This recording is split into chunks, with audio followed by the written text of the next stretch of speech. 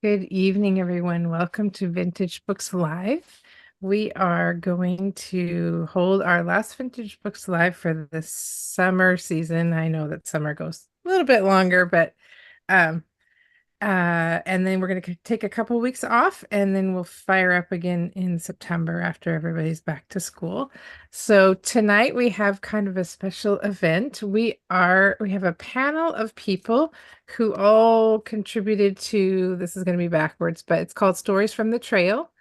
It's all about being in the wilderness and hiking and all that kind of thing. And so we've got um I'm counting six, six contributors to the anthology as well as one of the editors. And so I'm really excited to just kind of talk to everybody, and it's a little bit different experience than what we normally do. So we will have a little bit of fun.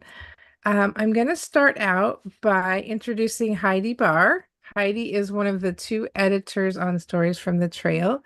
And the first thing I was going to ask you, Heidi, is just an anthology is kind of a unique undertaking in the sense that you don't do it by yourself. Like you have the idea, or you and a couple of other people might have an idea, but then you have to go through the process of soliciting manuscripts and having the manuscripts come in and editing, like deciding what's going to go in. And I'm really curious what prompted the idea in the first place. Like, how did this start? Where was the seed of the idea and how did it get started? Mm. Yeah, so with Homebound Publications, which is now Wayfarer Books, we had a little bit of a merge situation going on. So Wayfarer Books now, we had put out an anthology about simple living last year, and I just started thinking, what could we talk about for our next anthology? Because we want to start putting these out every year. And I do a lot of hiking myself, and I just started thinking about what is a major theme that's running through my life, because that's what I, was thinking, oh, that's what I want to read about right now. And hiking kept coming up. And then I thought, just different ways of moving through the wild under your own power. And that's how I landed on the idea. And then Connor and I started thinking about, okay, who's going to contribute to this? And that's when the fun starts, and you start getting people to say, yeah, I'd like to contribute to that. And then you don't know what you're going to get. But we got lots of wonderful writing, and it's really cool to see how it coalesced and became its own thing. Oh, you're muted. I'm going to jump to the contributors now. And I'm going to start in I don't know how it's looking on your screens where you're watching for the folks that are watching, but on my view, it's in my upper left. I'm going to start with Abby. Why don't you each introduce yourselves? And then I'm curious, like, how did you come to hear about this, and decide that you wanted to submit something for the anthology?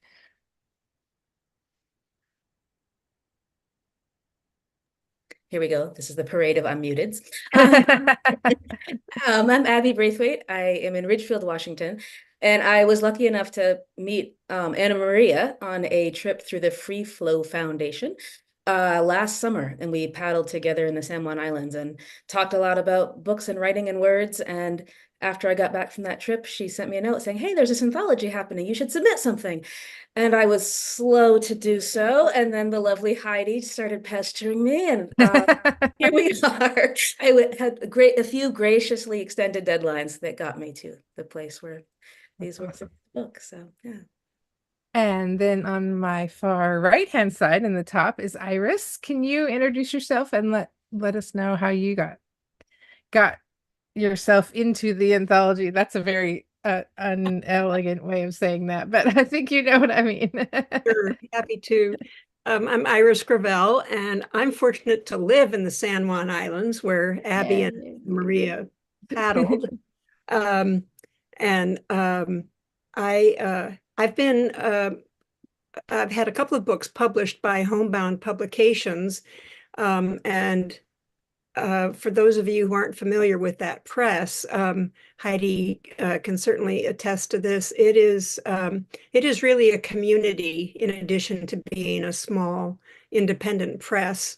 And, it feels like a big part of my writing family.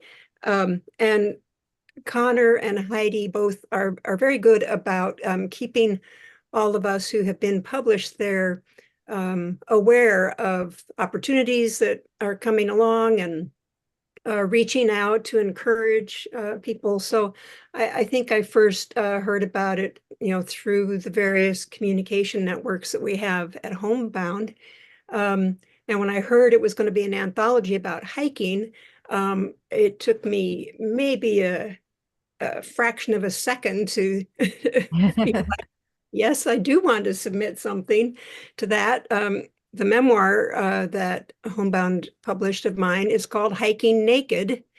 The subtitle is A Quaker Woman's Search for Balance. And I tell people that the title, Hiking Naked, is mostly a metaphor, but that, and that, hiking for me has been a through line for a real long time of a place and a way of being in the world that really, really grounds me. No pun intended there.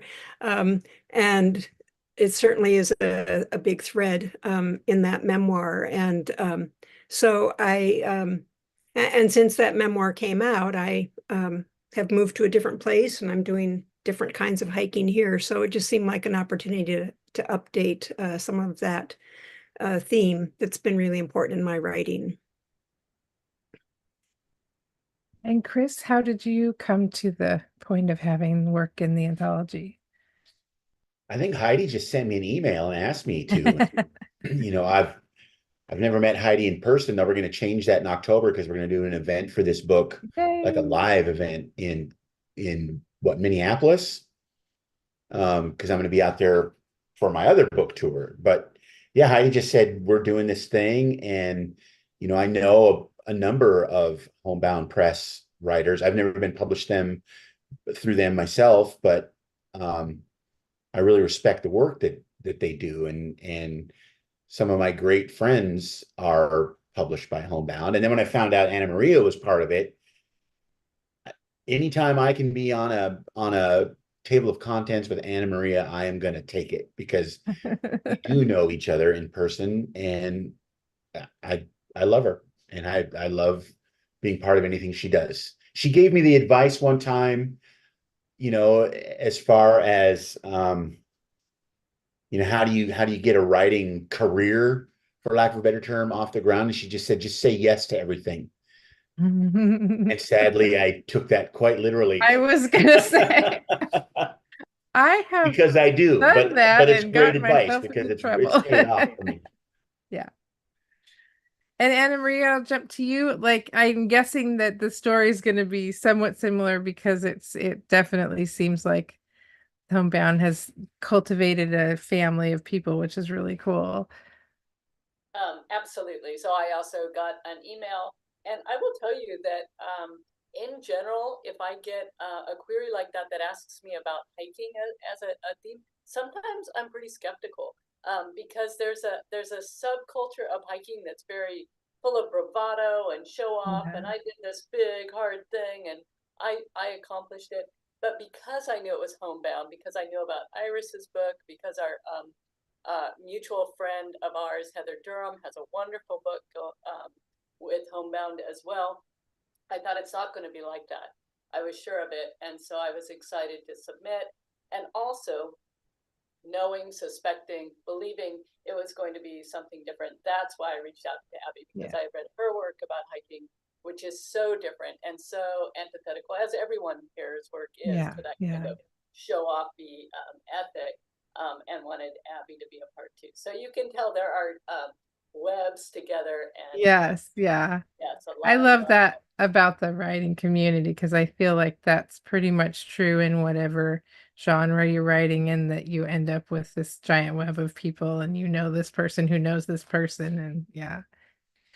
So I am talking to Krissy last because she has to leave or she's in a really different time zone. Lots of the people in the group are in different time zones, but I think she's the furthest away. So I was gonna leave her to last because I'm gonna segue into just talking to her about her work in the book, and then we'll do that with the other authors as well. But because she needs to leave, we're gonna start with you. Can you introduce yourself and answer the same question? But then we can go into talking a little bit more about the work that you submitted for the anthology. Sure. I'm Krissy Kludt. I'm primarily a poet and the executive director of a writing program, nature writing program called Writing the Wild. And I came to the anthology through Heidi. We were internet friends, our internet friends. We're also going to finally meet in person in October in Minneapolis. And she asked me, and I said yes immediately. And then after, I thought, kind of along the same lines as Anna Maria, I thought, oh no, I'm really more of a wanderer than a hiker. I'm not real fast. I don't go real far. But fortunately, Heidi was okay with that. Yeah. Well, I did get a chance to peek at your piece while everybody was talking. And I love the word images that you employ in your piece. And I wonder if that comes from also being a poet, do you think? I just found it to be really evocative, I guess is the best word. When you are writing I guess that's a good question to ask somebody since your primary work is poetry, how is writing prose different from you? Or do you find that it's a different kind of an exercise and you have to think about it differently, or does it come enough from the same place that you don't have to think about it too hard? You know, I do have to think about it a bit differently. And I would say I start with poetry. In fact, there's lines in this essay that I pulled directly from poems because that's the writing that comes most naturally to me. And then I was like, oh man, how many words do you want? I tend to write very brief poems. And so to have to flesh out, I had to think more about story than I often do, and flesh out a moment in a different way, which was good. It was a good exercise for me to do that and leave a little bit less to the reader's imagination than I would in a poem. Yeah, it is such different writing exercise. I always have to come at it from the other direction. But and you mentioned that you had a poem to read that was related to the work that you had submitted. So maybe just say a couple words about, since folks maybe haven't had a chance to see the book yet because it's only been out for a couple of weeks. Can you talk a little bit about what you wrote about for the anthology, and then go ahead and we'd love to hear the poem. Yes. The essay I wrote is called Dawn Walks, and it's about that. It's about walking in the hills where I lived at and before dawn. And I've actually since moved from the Bay Area where I lived for the last 10 years. And so it's been really good and sad and beautiful to reread this poem about this quintessential practice of that decade of my life that's now very different. I live in a much greener part of the world, soon to be snowier part of the world. But the essay is about the way that that walking defragments my mind. It allows me to think bigger, more spacious thoughts. And so I wanted to read, rather than spoiling any of the essay, which is on the short side anyway, I'll save that for folks to read.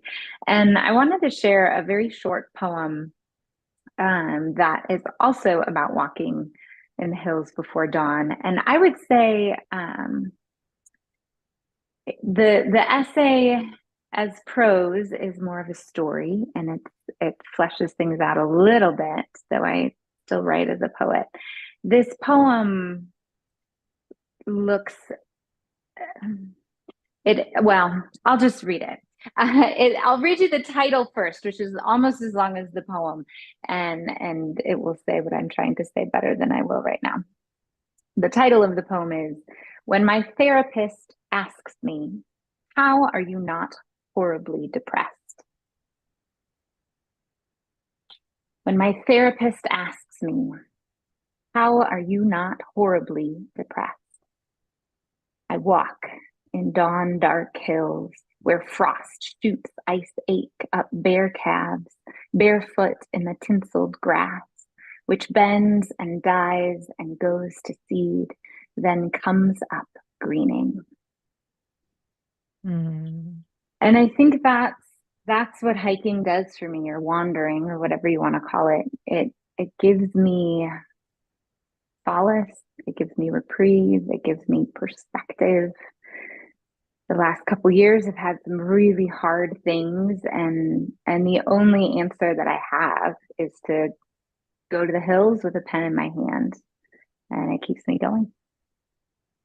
When you said you'd made a big move, and I won't ask, like specific questions because it's not, I don't want to like, where are you right now? But what is the landscape like where you are now? And have you been able to start to find a place there? Because I think when we're tied to a place and the landscape and the animals and the plants, and then we move somewhere else, it is different. It is. It's very disorienting. And yes, I live now in the driftless region of southwestern Wisconsin, which is close to where I grew up. So in a sense, it is home, but I haven't lived here for 18 years. So it also feels very new and different. And yeah, I do, there's so much access here. I live close. I can hike from my house in a way that I couldn't when I lived in California, but I'm not quite there yet. And what I'm realizing is that I need some grief time. I haven't talked very publicly about my move because it's too fresh. And I'm excited to be here. It was a choice that I made with my family. We're close to my extended family, very excited for that. But yes, the rupture of breaking apart from a land and a place that I felt very close to, and my identity was sort of wrapped up in it after that period of time, it's difficult. And so I'm not quite ready to fall in love with my new place yet. There's glimmers of it, and I'm very grateful, but I need some time. Yeah. I'm actually gonna jump over to Chris because I think there are some related things in the piece that you had in the anthology. I think what really struck me the most about the piece that you wrote was the collection of the parts that make up our whole identity, and how we're not parts, we are a whole identity. And I wonder if you could talk a little bit about how a place in nature or the place where you are plays a role in helping you bring all those parts together into a whole identity. I'm not sure I know what you mean by parts, because I don't see it that way. Let me find it. Well, I think you specifically said that you're not part, like you are a whole. And I wondered the role of nature in making that whole rather than feeling like we're parts. Because I think it's easy in the world to feel like we're parts. We're this part here and we're this part here. And I think assembling ourselves into a whole that we feel is our whole. I was curious if you felt like nature plays a role in that, and what that might look like. Well, I would say that what we call nature is an essential element of who we are as living creatures in relationship with everything around us. So all of this is as much a part of me as just this is. Yeah. And when we get away from recognizing that, I think is when we create this schism between our need to be in relationship with everything around us And when we don't do that, then that is when we begin to suffer. And I think the world, the common culture is motivated to drive wedges between that degree of consciousness with our surroundings and what it is then to just turn us into spending and entertaining and convenience loving machines. And we suffer as a result of that. And that's part of my life too, is battling against those influences. And it's something that you're in conflict with all of the time. And what nature does, it's like if all you do is spend your time watching TV and you're not connected to what your inner world is. It's like not going out to nature is kind of the same thing, because Yeah. it's essential to you and you can't exist without it. And it's all too easy to forget that and still get by. And you wake up 15 years later, and yes, you can recite every episode of Seinfeld, but who cares? And to me, there is no separation between that. Yeah. Yeah. Thank you. Did you have something that you had picked out that you wanted to read? I hadn't, and to be honest with you, I couldn't even remember what was in this anthology. So I had to have That's Heidi send it to okay. me, because I already I didn't get rid of. I sold my contributor copies to the bookstore in town so that they could start selling them. And my other replacements have not shown up yet. It's a funny story when Connor said, "Hey, you can get however many at a discount, off the initial run." I said, "Oh, I'll take 2 cases," thinking there was like 20 or 30 for a case, and I'd get 50 or 60 copies. And 2 cases is 120. Well, I have plenty of copies to take on the road with me this summer. But yeah, I had to go and actually see what piece it was I'd written, and it's Yeah, actually different. What I have in front of me is not what I thought it was. that's So okay. I mean, I will happily read it if you would like me to, but I did not have anything That's prepared. okay. I will actually just ask you another question related to it, if you don't mind, and then we will let everybody else buy the book and read it for themselves because it's really Okay. good. They're all really good. I really enjoyed sitting down at work today and reading through all the pieces so that I could kind of think about what to talk about. I think that one of the things that struck me with your piece was I'm going to pronounce it correctly, but you named the first person. Can you Nana pronounce Boujou. that? Okay. And is that from Anishinaabe? Anishinaabe. Okay. Mhm. Is that from that culture, or is from more than just the one? Is that a more widely held figure, or is that mostly just from that culture? Well, if you can, it is vast. So Anishinaabe can think of as an umbrella under Okay. which multiple tribes fall. At one time, we Okay. were one people, but our migration story, and we arrive in a place Right. and we expand across this vast territory. So we are all joined by language and cultural stories, but they vary from place to place. So Right. Nana Right. Boujou appears sometimes as Nana Bush or Wayna Boujou. So even their name changes depending Okay. on which part of the Anishinaabe culture Right. they are. So Okay. I wanted to clarify that before I ask sure. the question. I think for those of you who are watching now or going to watch later, there is a portion of Chris's essay in here that talks about the Nana Bushu, Uh-huh. okay, as the first human person, and that the wisdom from that first human person is disseminated essentially through all of nature. Mm-hmm. So, and I don't know, that really resonated for me we that learning comes from everything, and learning comes from all the creation. It's not just, books or science or whatever. And I have been fascinated for a long time with the knowledge held by cultures all over the world that maybe has been lost because we've decided that, our way of knowing is the right way and nobody else's is. And I'm curious whether there are things that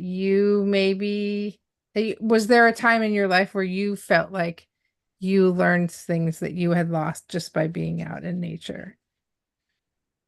Yes, absolutely. I think if you were to distill kind of the last 10 or 20 years of my life, it would be the realization of how nature, I was going there without even necessarily being conscious of it, to relearn everything that had been lost, as to who I am and where I come from as an Anishinaabe person. And in the little session that Krissy and I just came from together, a number of poets and writers talked about listening and going out into the world and listening. And that is the entirety of the story of Nanabuju being created by Kichi Manitou, the great mystery, and being charged with going out in the world to learn who everybody else who's already here is. Yeah. And you look at how we do it in science, in Western sciences, we go out and we start naming things, Yeah. which is 180 degrees removed from how our original learning was. Is we went out and we listened to everything that was there, and that is how we learned from it. And that is where people doing great work now, bridging indigenous traditional ecological knowledge, or TEK as we call it, with modern science, and how much power there is there. But it requires a lot of willingness from the establishment to say, look, maybe we aren't entirely right about all this stuff. And that is part of what is changing. And that's certainly part of like what I'm doing with my writing and my life and all of those things. Well, I will have to drag Chris back on the show later, because I could geek out about that specific topic for the whole rest of the night. And I have so many other people to talk to, but thank you, Chris. I appreciate that. Thank you. Iris, I was interested in what you talked about as nature offering spiritual rest. And you talk a little bit about, I'm going to let you talk a little bit about it, the place that you specifically talk about in this piece is the Stehekin, I believe. And if you could talk a little bit about where that is and why it's significant, because I think not everybody will know where that is. And I'm curious, as you moved from one landscape to another, you talk about that a little bit at the end of the piece. How did that change things for you? And did it take a bit to be able to still find that same? Oh, that's a poor way of wording it. Do you find the experience in nature changes a little? What you give and receive from it changes depending on the landscape that's around you, and that we lose something by going from one landscape to another, but then we gain something new. And I'm just curious if you could talk about that a little bit. Yeah, no, that's a great question. Well, Anna Maria is really the one who should talk about Stehekin, Washington, because she has lived there for a very long time. And I had the great pleasure and honor of working with her when I was working on my memoir, Hiking Naked, which is a memoir that focuses on the 2 years that my husband and our then 7th grade twins, son and daughter, lived in Stehekin. We lived there for 2 years. And that is a very remote, remote isn't quite a strong enough word for Stehekin. It's at the end of a 55-mile long lake in north central Washington, only accessible by boat or float plane. And it has been in the news a lot this summer because of a horrendous fire there. And Anna Maria may have more current news than I do, but fortunately it does sound as though at least the village of Stehekin is safe from the fires, and people and homes and structures there are safe thanks to the work of an awful lot of firefighters and local people. So as I said, it is really remote. And when we were there in the early 90s, that was email was just becoming a thing everywhere, even in the Down Lake world. And were no phones in Stehekin. There, of course, there was no internet there. No television reception, no radio reception. So for a middle-class white family that had lived in a university town in Northwest Washington, you know, it was quite a different experience and place to live. And it came for me at a time when I was struggling a great deal with my clarity about my work. I had been a public health nurse for about 20 years at that point, and had really felt that nursing was what I was here to do. And then I hit a time when I wasn't so clear about that at all. And it really shook me because it was something I had felt so clear about. And we had visited in Stehekin many years on vacation, different seasons of the year. And it was always a place that I felt I could go. And usually it was on a trail hiking with my husband, that I could really wrestle with some of these big questions that I had.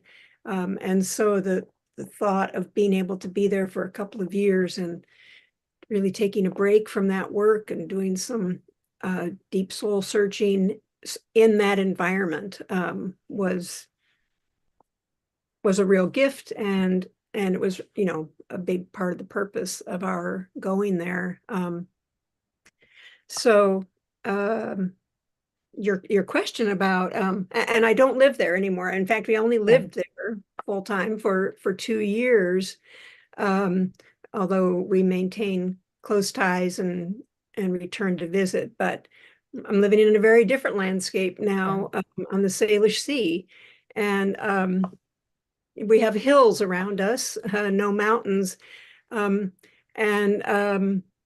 it was interesting hearing Krissy talk about her move, because for me, there is still, after almost 30 years living here, a part of me that is only feels nourished in that deep way in the mountains, and as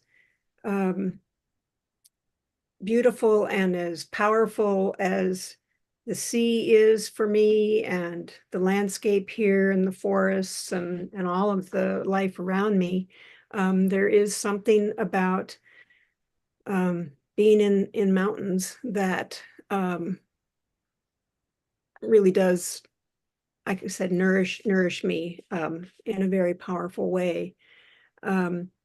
And then there are things too about being, I'm looking right out my office window right now at a bay, and you know, there's just something about being surrounded by water that really is soothing and at times terrifying and wondrous. So I'm really grateful to have such close access to that part of the natural world that speaks to me too. And the piece that I submitted for this anthology is called Wild Sanctuaries, and it was a chance for me to kind of reflect on the different hikes that have been profound for me, and also to reflect on how now in this different place, there are still plenty of wild sanctuaries that really speak to me, and that I turn to. Did you have a piece that you wanted to read, or a portion of it? Sure, I'll just read a couple of paragraphs from the essay Wild Sanctuaries. And like I said, they are the essay is kind of a linked stories of several hikes mostly in the North Cascades, and they all reflect my experience of wild trails as sanctuaries, especially when I have lost my spiritual footing. So the excerpt I'm going to read is from those years when we lived in Stehekin, where I'd often trek with our tabby cat, Boris. and we'd go in the woods behind the house that we rented while we lived there. One day, I stopped to study the whorls of green lichen on the sloping knoll we dubbed Boris's Bluff. I sat on the rock's highest spot, warmed by the sun breaking through the cottonwoods on their ascent toward surrounding peaks. If not for the slice of sky visible through the canopy, you could believe the world ended right there. Boris curled beside me as I wrestled with questions about nursing. Did my work make any difference? Could I stay in this system so driven by the budget ledger? Had I lost my compassion for those in need? I craned my neck and stared at snowy peaks towering 5,000 feet above, their ridges cascading in waves of purple beyond my vision. Unexpectedly, a calm rippled through me. I sensed that Boris and I weren't alone. All I heard was my gasp of awareness of a divine presence and an unexplainable feeling of connection with all people. I grasped that I have my part to play, but it's not up to me alone. The carving effect of melting snow and ice, the river's rush, and new growth after a forest fire had taught me that the smallest touch, the briefest contact, the quietest diligence can make a difference.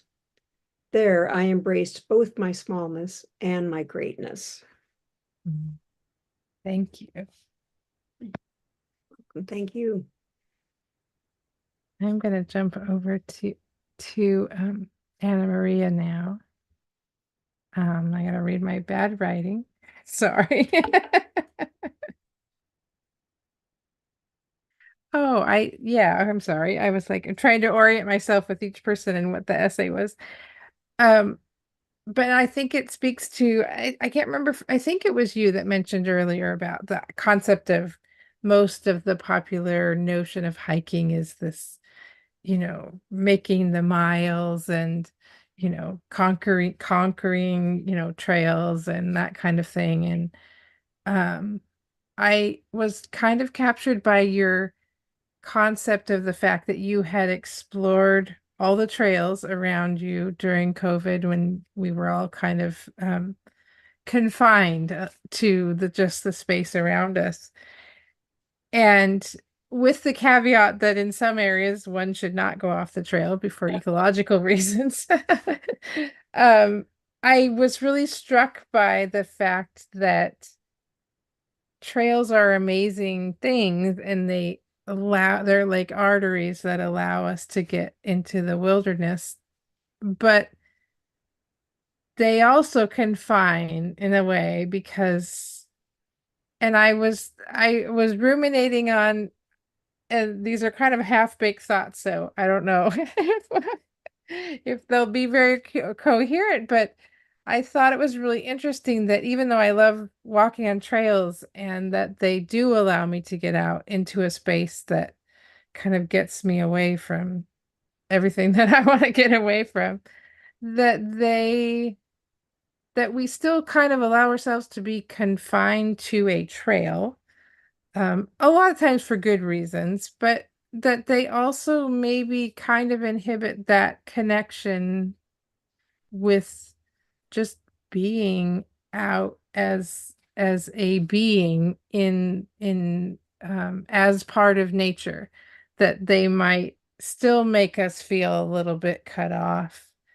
And I was curious if you had thoughts on that whole experience that you talk about just getting off the trail and having to kind of navigate. It made me think of all the skills that most of us have lost because we like stay on the trail with our little maps. And so I was just wondering if you could kind of expound on that a little bit. That is so interesting because I am actually just a wildly passionate advocate for trails. I love them. 15 years of my life on trail crews, so that's how I knew all those trails. I worked those trails over and over, day after day, and actually I'm passionate about that experience of getting to know those trails so well. And so in some ways what I thought about this essay was a study in kind of intimacy, because you become intimate with a place, and just like with a partner that you've had for a long time, I lived in Stehekin for 30 years and hiked those trails for 30 years. And I hate to use the word, but it got boring, right? I knew those trails so well that it got boring. And so it wasn't so much to me that it was going off trail that brought it something new, but it was going someplace very, very close to home. It was COVID and we were all a little closer to home. And it was my friend, Nancy, who I can brag about living in Stehekin 35 years. I think Nancy's got 45 or 50, and she's hiked those trails more times than I have. And so it wasn't taking anything away from the intimacy or the love that we feel when we go on those trails, but just the wonder in finding that something just in our backyard.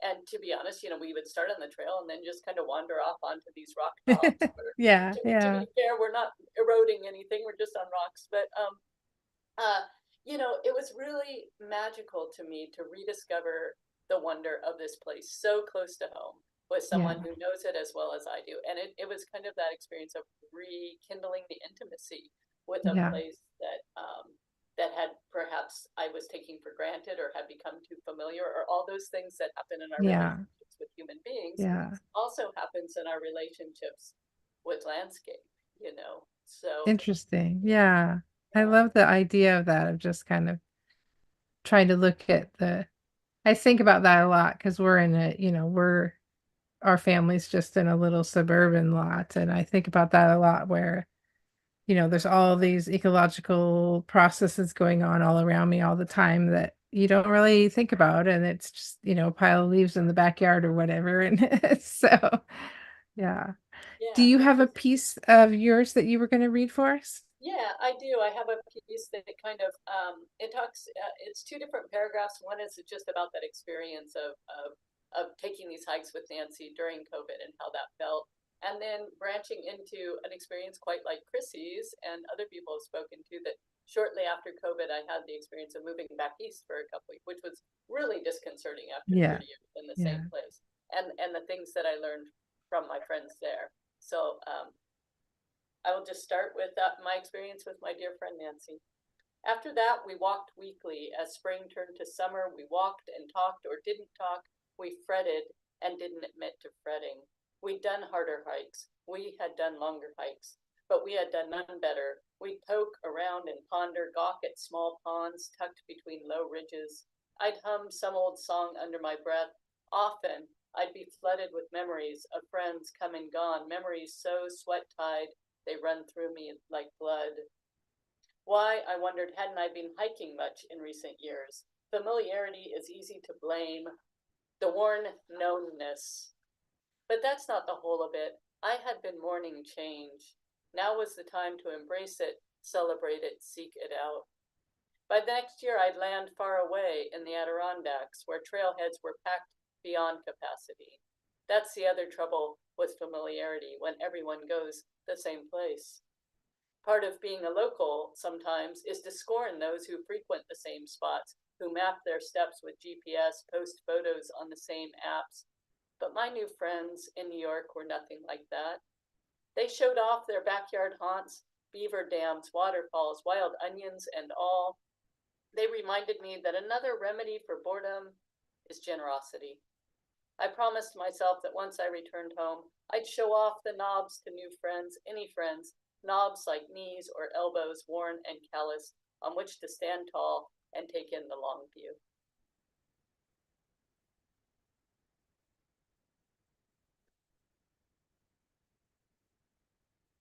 I guess you're muted again. It's our night for being muted. No, one of my neighbor's dogs is barking, so I muted it so it would drive everybody crazy. No worries.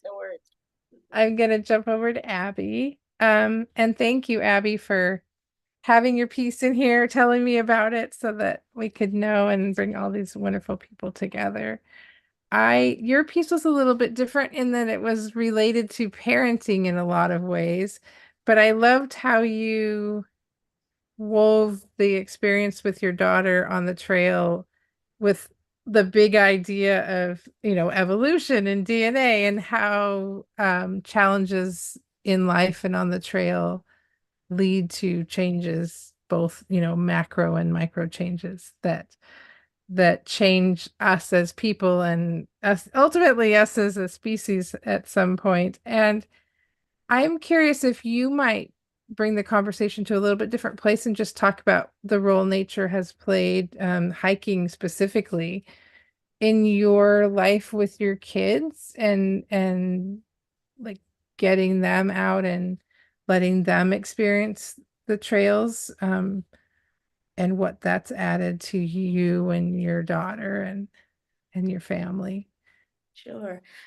I was never a burly hiker, 5 feet tall, and can only go so far in a day and can only carry so much weight. But I spent a lot of my teens and 20s in the woods, hiking in various ways, sometimes for work and sometimes just wandering more than hiking. And I vowed as I became a parent, as I was approaching 30, that I was not going to be one of those people that stopped hiking just because I had kids. And when Dara, who I talk about in my piece, was not yet one, we put her in a backpack and went on a cross-country ski trip, and we skied in to a little rental house on a lake on Mount Hood, and this was going to be how we parented, and it was going to be amazing. And then it turned out I had a kid who didn't really like to be outside and whose body didn't work great for hiking, and who I couldn't carry forever. And so really stopped hiking. And I think if I'd written a piece for this anthology in my 20s, it would have been about me out on the trail. And if you'd asked me what, when I was 20, what I'd write as a mom, it would have been taking my kids hiking and backpacking every summer, and we just haven't. And so hiking with Adara in particular has really been an exercise in learning to appreciate the slowness, learning to appreciate those moments when she's on sit down strike and won't get any farther. And I could be really frustrated and argue with her about that, or I could just put my own bag down and look around, and see what there is to see. And so often her and my favorite moments together in the woods are when we figure out how to like shoot acorns between our fingers and make them go as far as they can across the way. And nothing to do with hiking, but just being outside and being dirty. And I'm not always gracious about it or graceful about it. And we've argued about it quite a bit. But I think especially, I wrote this piece when she was about 13, or about a time when she was about 13. And that was when I really started to figure out how to hike with Adara and how to be in the woods with Adara. And we live on this gorgeous piece of property, and we walk there, but it's not hiking. And when she was learning to walk, we would walk around the farm and have our little pajama walks and be outside as much as we could. And then she did spend a lot of years where walking at all was painful. And so that really just forced everything to have to feel different, and have to become okay. So. And I love the idea that that's part of the evolution process too.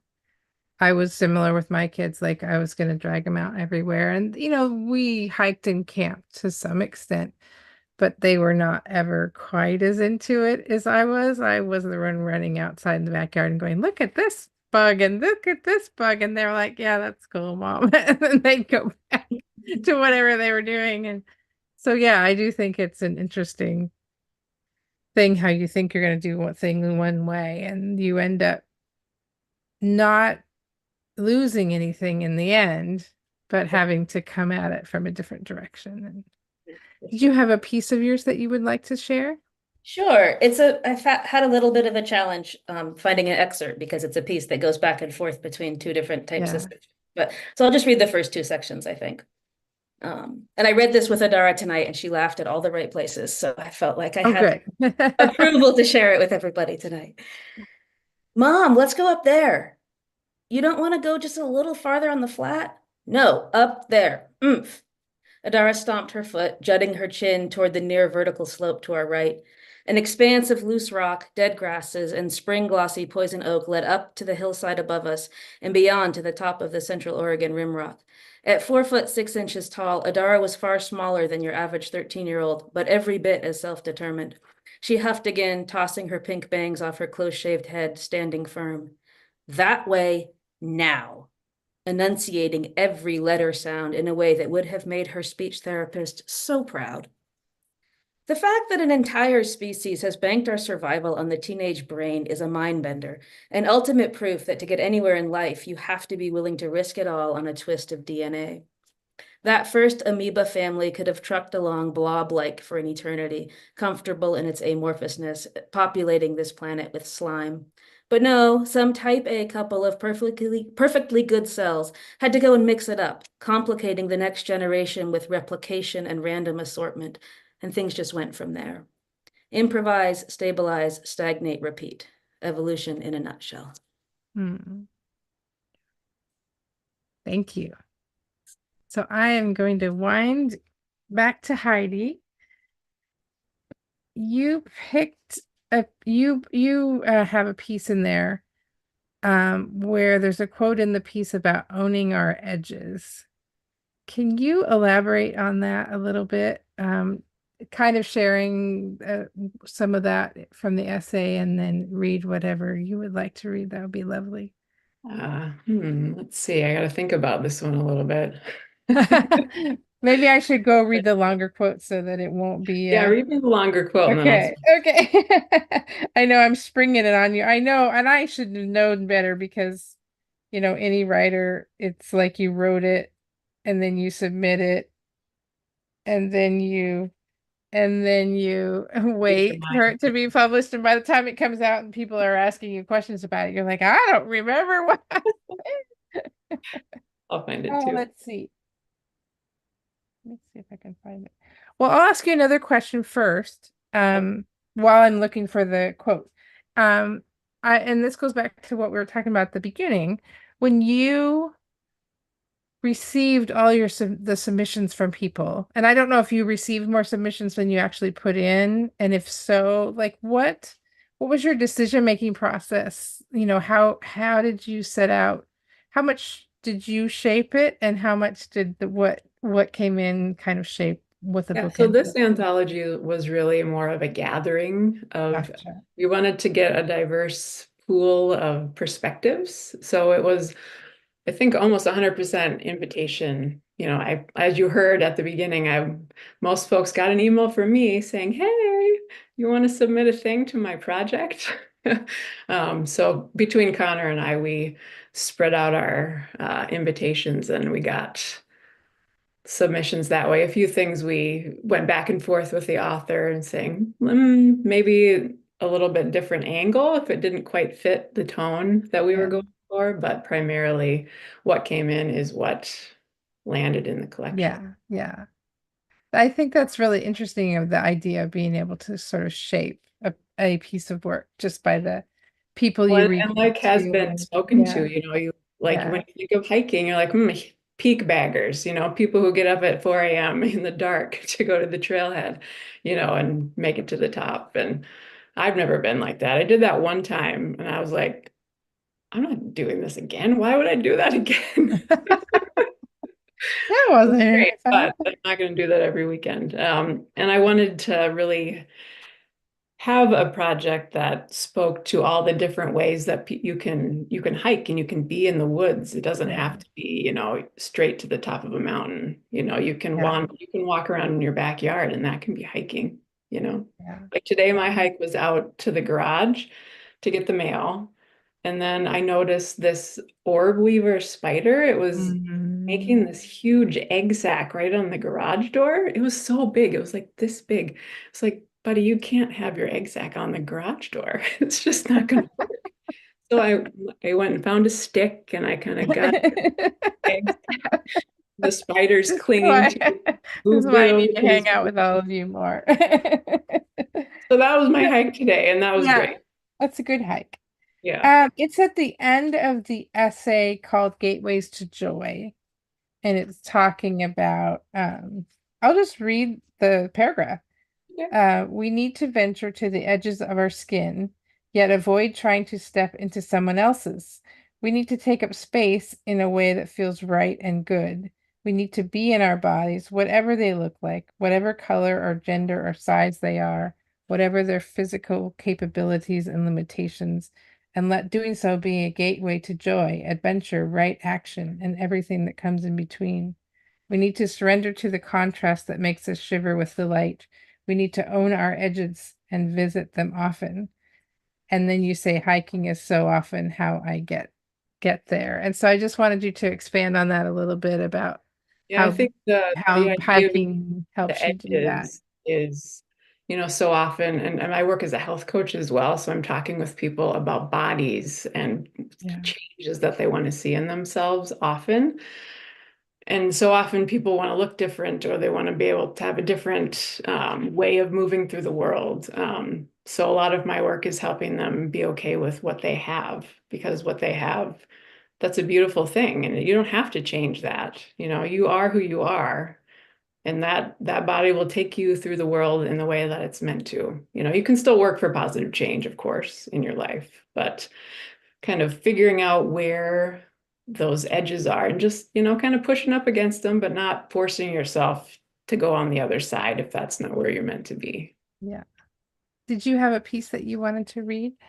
There's a poem at the beginning, so I'll Okay, just read that would be that. lovely. Thank you. That would be a good way to wrap things up. And then did you have one more question for all of you? Sounds good. An invitation. Look up. Put your phone down. Go outside and move toward the center of the nearest wild place. When you arrive deep in its wild heart, tune your ears to the ballad sung by branch and breeze. Notice what you hear between notes. Feel the pulse of moss's dialogue with fallen leaves as an interpretation of the season crawls up your legs like a reborn vine, slowly weaving you into a melody only found by stepping away from your digital persona toward the texture of being that allows you to reclaim your humanity. And I think too, as everybody was talking tonight about that kind of notion that, we're in nature and it's part of who we are. One quote that I love by my friend and teacher Bayo is, "We're not in nature, we're what nature is doing," right? We're part of this vast thing, this mystery, and we are nature. So I'll just leave it at that. Could I just add that Krissy, you're muted. But while you're unmuting, I just want to add that visually this poem is stunning as well. Thank you. Yes. That's one of the things I kind of envy for poetry, is that it doesn't work quite as well with prose. You don't have that visual, but I just was really drawn into it by its shape, and then the words too. It's lovely. Well, I just want to thank you all. I do have one other more nuts and boltsy kind of question I'm going to ask in a minute, but I really just wanted to thank you again. The book, everybody that's watching. I was going to say we'd love to have you come into the store. We have quite a few copies available if you would like to buy it from Vintage Books. We also ship vintagebooks.net is vintage-books.net. But I'd also encourage you, if you have a favorite local indie where you are, because I know that people are probably, particularly with this interview, watching from different parts of the country, go to your local indie first. But if you don't have one, then vintage-books.net, we'd love to send you one. And I just wanted to thank you all. I love it was interesting even trying to formulate questions that you become profoundly aware that most of us were raised in a culture where we saw nature as something separate, that something you went and did. You go to a hike or you go to a natural place. And I think even though I've taken that on in my life of the concept that we're not separate, it's still very hard to put language around that in some ways. And so I always appreciate any more contributions to words on a page that really communicate that idea that I think that people in Western culture often really struggle with having words to put around that it is us, it's all of us, we're not some separate entity. There's not nature out there. There's, a spider crawling up the wall or whatever, that like we're all together. And so thank you so much for your work. I wondered if you could just kind of go around the circle and quickly let people know where they can find you. If you have a website really quick, or social media handle, or any way that people can learn more about you or your work, that would be lovely. I will be going back through and watching the end of this and writing them down. So I will also put whatever you offer forth in the comments. So those of you who are watching, you don't have to scramble to write everything down. I will make sure that that ends up in the comments so that you can get a hold of people if you would like. So maybe Abby, if you want to start. Sure. This is all super new to me, so I don't have a fancy author website or That's anything. okay, but you have the farm website, Yeah, so that would be awesome. Yeah. The Plas Newydd Farm, but I'm nice to you, so it's pnfarm.com. Click on the Arts Initiative, you can find me there. Yes.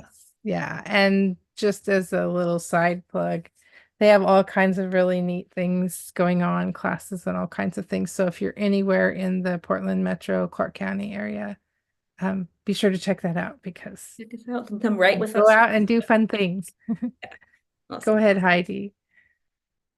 You can find me at HeidiBarr.com, and then on social media at Heidi Barr as well. And if you find someone who has a near-death experience, that is not me. Just gonna say, Okay.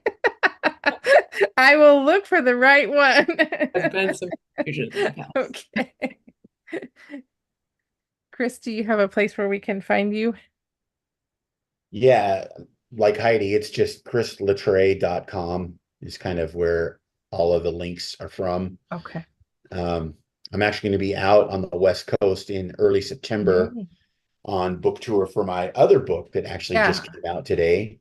Please, yay, happy book birthday. And please, do you happen to have a copy anywhere near you? A copy of the book? Yeah. Yes, I do, actually, back here in the darkness. if I'll jump over to the other two, but if you want to grab that and then come back at the end, I would love to have you show that and give a quick plug for that too. That would be awesome. Sure, I had to think really quick to make sure I still had pants on before I stood up and turned around. Luckily for all of us, I still do, so I will grab it. Okay. All right, Anna Marie, do you want to go next? Sure. I'm AnnaMariaSpagna.com. It's hard to spell, but luckily Christy will take care of that. I will. Thank you very much. And thank you. You're welcome. Christy. Thank you, Abby, for bringing us together, and all of you, such lovely people. So great to spend this time. And Iris. And I'm going with the crowd. It's irisgraville.com. Okay. So, Abby, there's your hint from all of us when you do an author website, if you decide to go that route. But yeah. Yeah, it makes life really easy. And if you're you probably be okay. I got christypeterson.com when I was starting my site, and I was like, really? Nobody has that already? That seems kind of, but all right, Chris, I'm going to jump back to you, and you have, yay, thank you. Yay. Can you talk Some of just this book was briefly about it? Was written over beers with Anna Maria at Flippers in Missoula, Montana, while we were both working on our books simultaneously. Nice. Can you give like the brief flap copy blurb of what it is about? It's memoir, and it's about the Little Shell tribe of Chippewa Indians who I am enrolled with, why we were known as the landless Indians for 150 plus years, and then the narrative thread through that is my family connection to it. So, I grew up with my dad and grandfather denying our indigenous heritage, and the book is kind of my story of kind of debunking everything that they said was the truth of our family, which wasn't, and the reasons why they chose to do that. So it's a common story for many people. Do you know where on the West Coast you're going to be this fall? I do. I'm going to be in Spokane, then Bellingham, then Seattle, then Bainbridge Island, then Olympia, then Portland. Yay. And Sisters, Oregon on my way back. Where in Portland are you going to be? Owls. Okay, I was going to say Mhm. that's awesome. Well, I will also see if that's up on their event page yet, and we will It also is. to that. Okay. Mhm. So that will also be in the comments for you, so you can go see Chris at Powell's. We're happy to plug Powell's. I mean, how can you not? Yeah, I So mean, it's one of those meccas, but they yeah, it is. churn It events definitely through is. like hot dogs, but I'm Yeah. happy to be there. No, they are fabulous. We're very proud of them. All of us North Pacific Northwest people are like, how we have we like to tell everybody how it's the biggest bookstore west of the Mississippi or whatever. So it doesn't matter what bookstore you work for in the Clark County, Portland area. Powell's is still a good thing. So Mhm. so we will post the links to that. Thank you all so, so much. This was really fun and I enjoyed talking to you all. Um, Thank you. come and get the book at the store or at your local indie and really just dive into it because we only got to brush over the surface tonight. So thank you all and have a wonderful evening.